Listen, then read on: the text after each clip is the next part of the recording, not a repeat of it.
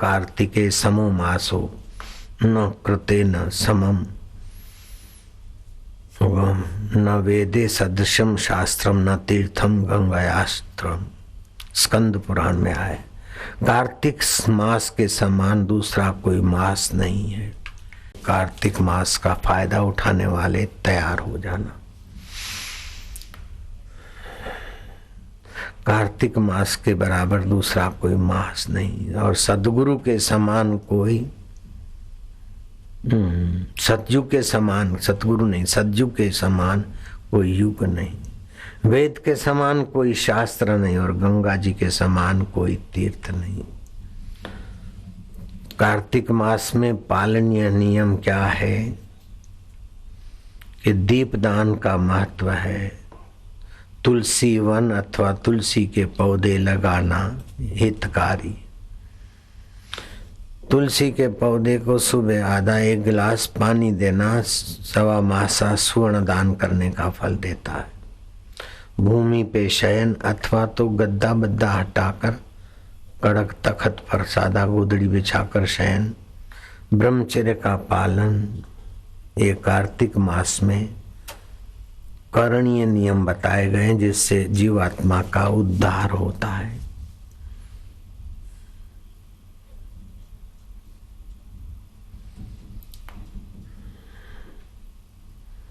उड़द मसूर आदि की भारी चीजों का त्याग करना चाहिए।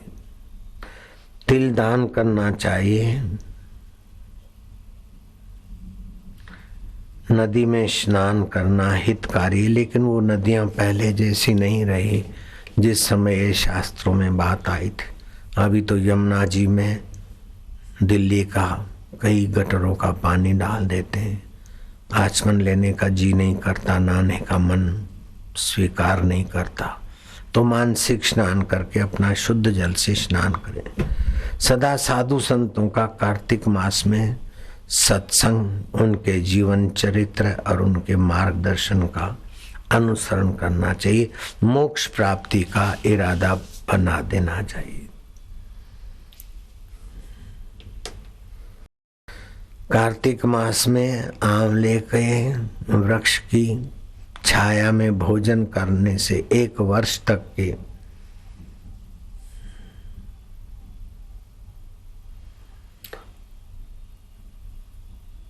अनगिनत पाप नष्ट हो जाते हैं। आंवले के उपटन से स्नान करने में लक्ष्मी प्राप्ति होती है और अधिक प्रसन्नता मिलती है। संक्रांति और रविवार और ग्रहण के समय आंवले का उपयोग नहीं करना चाहिए। ये कार्तिक मास एकादशी से पूनम तक के जो दिन है, इनका बड़ा विशेष प्रभाव माना गया है। हमारी माँ कार्तिक मास में सुबह स्नान करती, बहनें भी करती और पड़ोसी लोग मिलके भजन गाते। हम छोटे थे तब की बात है। नायाई नवा नवराता नाई सारो महीनो कार कतन जो 9 नवरात्रे और 3 तुलसियां और सारा मास कार्तिक का स्नान। पाप शमन और प्रभु प्रीति और सुख दुख में और अनुकूलता प्रतिकूलता में सम रहने के सद्गुण विकसित होते हैं। कार्तिक मास के सभी दिन अगर स्नान कोई नहीं कर पाए तो उसे एकादशी के बाद के पूनम तक के 3 दिन, त्रयोदशी, 14 और पूनम, ये 3 दिन सुबह सूर्योदय से तनिक पहले स्नान कर लेने से वर्ष महीने भर के कार्तिक मास के पुण्यों की प्राप्ति कही गई है। कार्तिक मास अंतिम 3 दिन पुण्यमयी तिथियां मानी जाती है। इसमें संसार व्यवहार ना करे।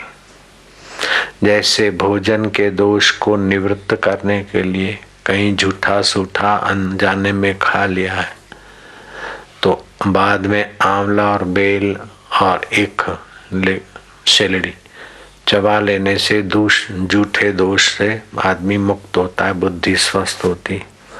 झूठा खाने से बुद्धि मारी जाती, झूठे हाथ सिर पे रखने से बुद्धि मारी जाती, कमजोर होती। तो कार्तिक मास के ये अंतिम 3 दिन पुण्यमय स्नान कर ले, सुबह सूर्योदय से तनिक पहले। भगवान विष्णु का विष्णु सहस्त्र पाठ भी इन 3 दिनों में विशेष फलदायी माना जाता है। गीता का पाठ भी विशेष पुण्यमय माना गया है।